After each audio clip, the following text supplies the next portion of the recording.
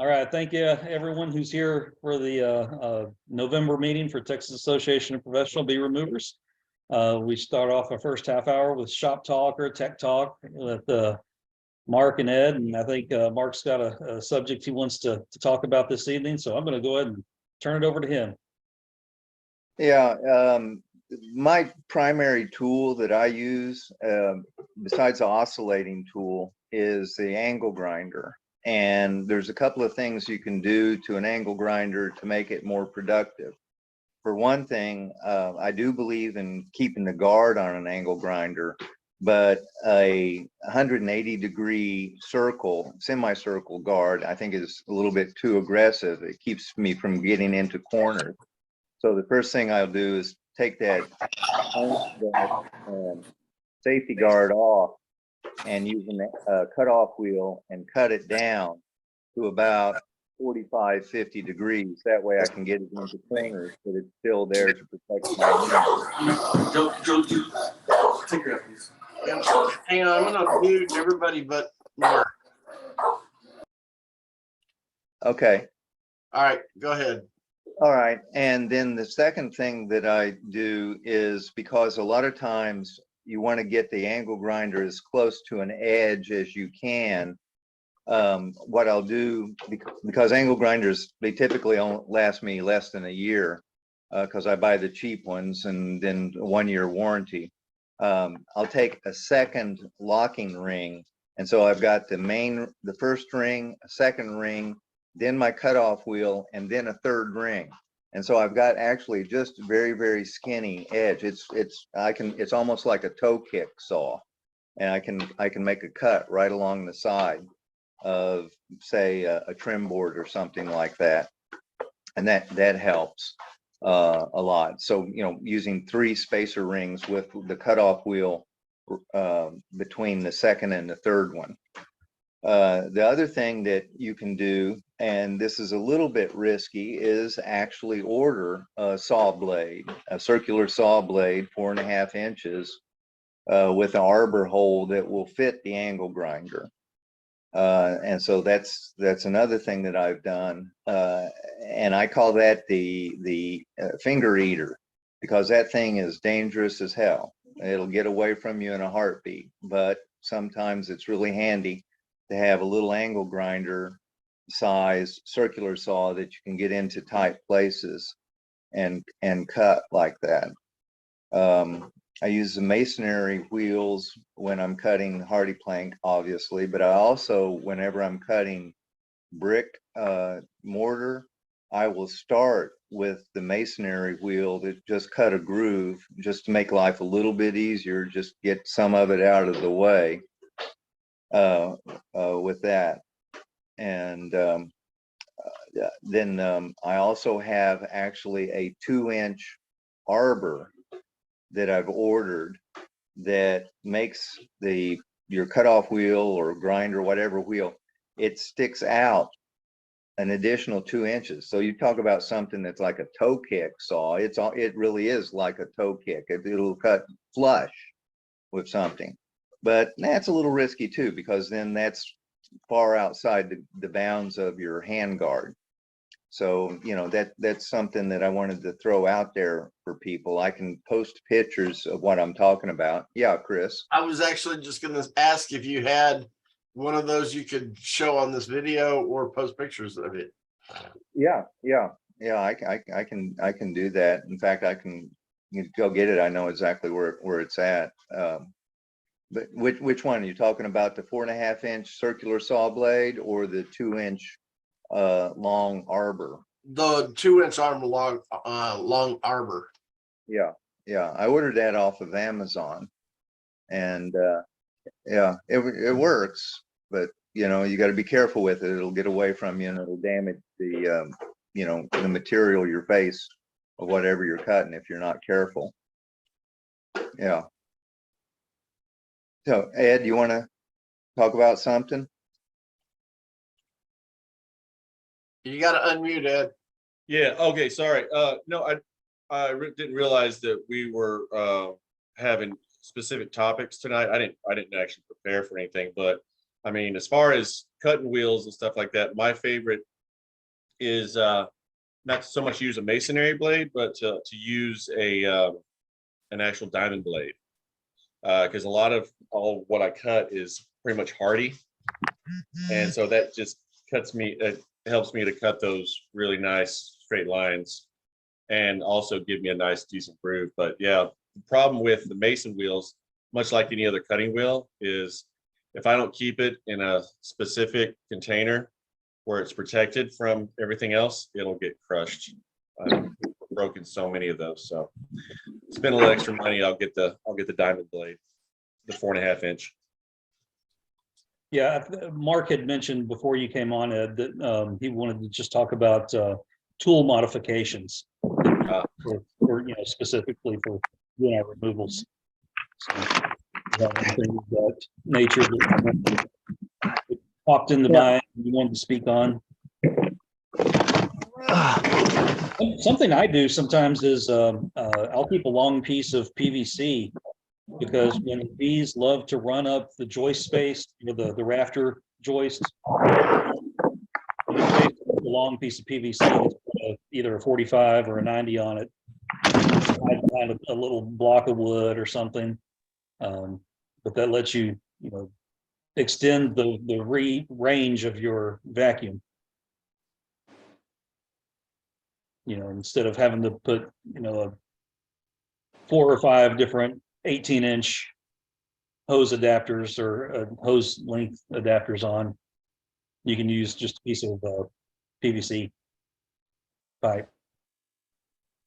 Just to give you extended reach down in the cavity. Correct. Yeah. That's a nice I idea. used a big piece of PVC pipe this season. Got a call where bees were getting into a church sanctuary. So I was having to pull bees off stained glass windows like 15 feet tall, and rather than moving a ladder around the sanctuary, I just did it with a long piece of PVC. Careful.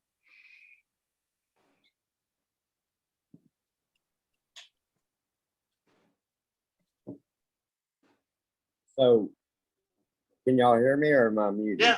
Yeah, we can hear you. Okay, so also on the PVC part, you can use it to either blow V-Quick or smoke back into a cavity back behind if the bees run back, to force them back out. And then, so on the cutoff wheel, I use the masonry and the diamond and all that, but I did run into a situation where I needed a diamond blade and I didn't have my cutoff saw with me, so I bought this little Ryobi tool, which I don't run Ryobi tools, but I went ahead and bought it. And so it has, I don't know if you can see it, it has a depth stop that you can set. So you can, if you're cutting hardy or something, you can cut it and set it for whatever depth. It doesn't cut very deep. I mean, you can actually take it off, but it also allows you to rotate that cutting head in different positions. So the saw will rotate around a little bit too. So it works good for, and it came with a diamond masonry blade, cut off wheel, and a little saw blade, a regular saw blade, and something else. I forget what it was, but it just in a pinch, cheap $90 tool, $99 tool, whatever it is. But I run the DeWalt's. So I was just about to ask, do they have those? Do they have DeWalt versions of that? So I have a DeWalt saw that's I think it's a 4.5 inch, and it's designed more like a worm gear saw. The saw itself is, and that's my go-to saw for just about anything on removals if I'm cutting wood. Here's a picture of that 4.5 inch saw blade. And then here's that 2 inch, maybe it's an 1.75 inch arbor. And then if you've got a dish shaped. Oh yeah. Yeah, you look, you can get pretty flat with that. I don't know if you can see that or not. Yeah, we Yeah. can. That looks really good, Mark. Yeah, yeah. And then here's an example of the 45-degree cutoff on the safety guard. And there's an example of the two wheels on this side, or two rings on this side and one ring on this side. So I can get pretty close to an edge with that. Yeah. So I thought that might be helpful for people. And then, of course, you know, your blades, you order 2 dozen at a time. They work out to about $1.50 a blade. You know, so that's just something I thought would be helpful for people. Yeah, I think I buy my oscillating tool blades 50 at a time, and they're like less than $1. Yeah, that's what I was Even at talking Harbor about. Freight, they're Oscillating. $4 or $5 for the oscillating ones. Yeah, Hey, yeah. Mark, Mark, show that arbor again. That Uh, extension. The Arbor. Okay. Yeah. Where did you get that? Amazon. And it just screws on there. Here, let me, hang on, let me.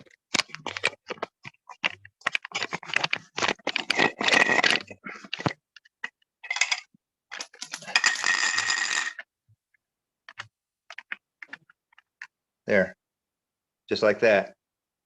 But there's 2 different sizes, so you got to order the right one. Make sure, you know, you're getting a 5/8 Arbor. Because I think the first one I ordered was a 1/2 inch, and I had to throw, it was just a couple of bucks, threw it away. So anyway, that might help somebody in a pinch. I might have you go back and look through your Amazon orders, because I'm Uh-huh. looking at Amazon right now and I can't find it. Okay, I'll do that. Okay, thanks.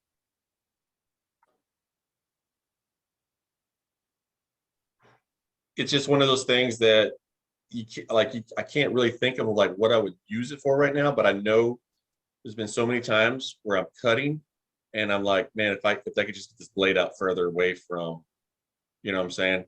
And get Right. that arbor extension length. I didn't even know those things existed. I didn't either, but I found it.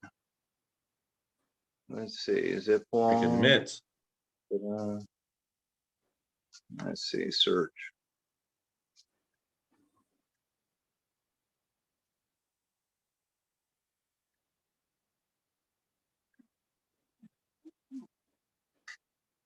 Okay, here it is. Superior Electric GA Extension Grinder.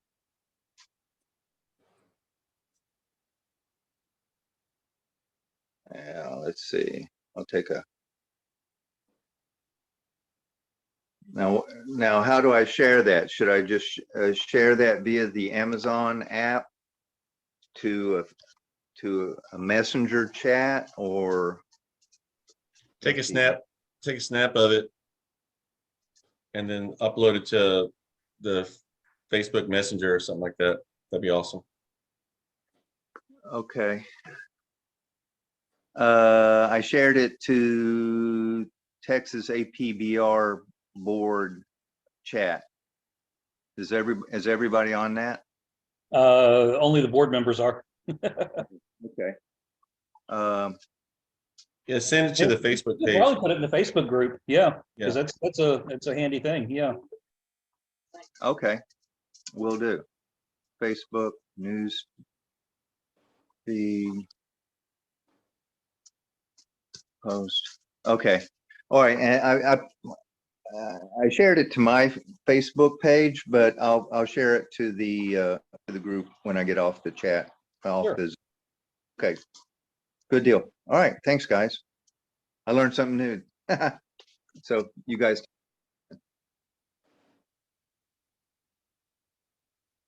Well, does anyone else have any tool modifications that you'd like to talk about? Oh, Yeah. kind of a Reverse- quiet night. Go ahead.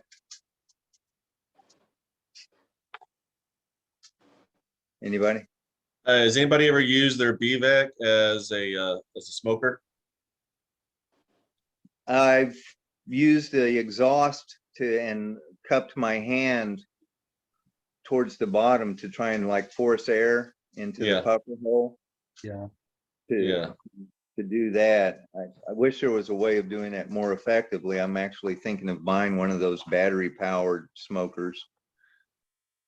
Yeah, I hooked up the end of my smoker to my old shop vac and used the whole entire thing as like just it got really, really hot really fast. So I had to be careful, but I had to put an extension. But I used my BVAC, my old one, just so I could smoke an entire column of bees because they were like I guess 20 feet up. Were you And using the suction to suck smoke or the blower to push smoke? I was using the sucker to suck the smoke and blow it out. So yeah, So it was kind of use the vacuum, yeah. right. Yeah, that'd get real hot fast. It does, Okay. yeah. But I like your idea of backing it up and trying to put the actual smoker up to it. But yeah, the whole thing just gets super hot fast. So Yeah, I've- it blew a lot of smoke, but not too much. And you know, a lot of times I'll drill a hole, like a 1/2 inch hole, or 5/8 inch hole, and use that plastic tube in the end of my smoker and try and blow smoke into like an adjacent cavity to drive them out. yeah. Yeah, and you know, if you don't do too much too fast, that tube surprisingly won't melt. So Have you- Go ahead, Steve. I use a little DeWalt, little handheld blower. And I actually just hold my smoker up to the intake of that blower and use the blower to force it in. And I do it a lot on forced tapstones on trees. And you can fill a tree cavity 40 feet high with it. But so I hold it back a ways to where it's drawing in. And then it kind of acts as a flame arrestor. So you can see if you're flaming in your smoker, but you really got to keep pumping fuel into that smoker to keep it cool. And you know that typically about once a year I have to buy a new blower because it builds up so into the motor. Sometimes I'll take it apart, clean it up, put it back together. But to me, they're disposable. You know, they're between 100 and 150, depending on where you buy them. And I, got plenty of DeWalt tools anyway, so I carry probably 15 batteries on my truck all the time anyway. But a battery like that. usually through a forced tapstone. I like that idea, Steve. So Yeah. So and how I've got do you attach the hose to the outlet of your smoker to keep it from melting? Or do you have a buffer that you put between that's fireproof or heat proof? no, so Go ahead. I used to have I just took a copper fitting. It was like a reducer, 3/4 to half or something, to attach a hose to that. But with the hose dangling, and to me, it's easier just that DeWalt blower comes with a little adapter on the end. It's got 3 adapters attached to the blower exhaust. And so the blower exhaust is like 1 1/4 inch, but it reduces it down to about a 3/8, a half, so you can pretty much fit that blower in a 1/2 inch hole, a 3/4 inch hole, 1 inch hole, whatever you got there. So that just goes directly into whatever hole you're blowing.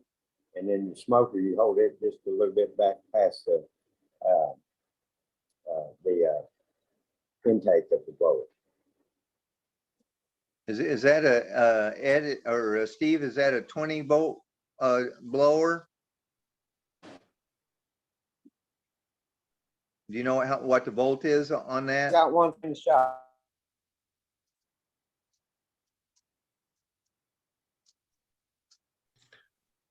Yeah, it's nice to know what battery system we're talking about. 20 volt.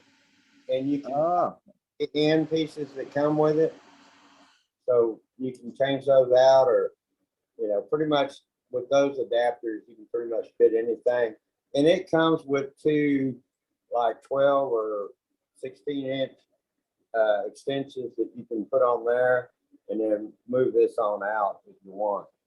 So I just typically I'll hold that. You can see, I don't know if you can see where the little burn marks or soot marks on there or not, but I'll hold my smoker just a little bit past it.